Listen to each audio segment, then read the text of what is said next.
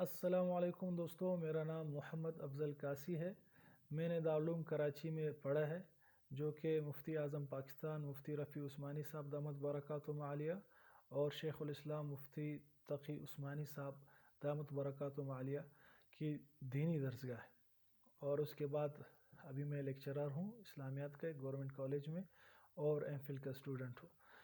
تو آپ حضرات سے یہ گزارش کرنی ہے، جو اہل خیر حضرات ہیں ان سے یہ گزارش کرنی ہے کہ جو حضرات ہمیشہ ہر سال رمضان میں زکوٰۃ ادا کرتے ہیں، انہیں چاہیے کہ اس سال زکوٰۃ ابھی وہ ادا کر دیں۔ تو سال اگر ان کا پورا نہیں بھی ہوا تب بھی وہ اگر زکوٰۃ ادا کر دے تو ان کی زکوٰۃ ادا ہو جائے گی۔ اور اس وقت امت مسلمہ کو بہت سخت ضرورت ہے، پاکستان کو خاص کر کے غریب عوام کو آپ کی زکوٰۃ کی بہت سخت ضرورت ہے۔ اور یہی وقت ہے نیکی کمانے کا۔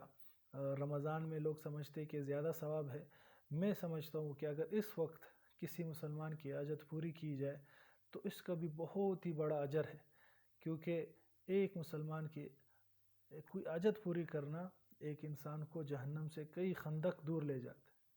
تو یہ ایک گزارش ہے اہل خیر حضرات سے کہ وہ اپنی زکوٰۃیں ابھی نکال لے، اور جن گھروں میں راشن نہیں ہے، مستحق افراد سفید پوش لوگ ہیں، ان کے گھروں میں راشن پہنچانے کی کوشش کی جائے۔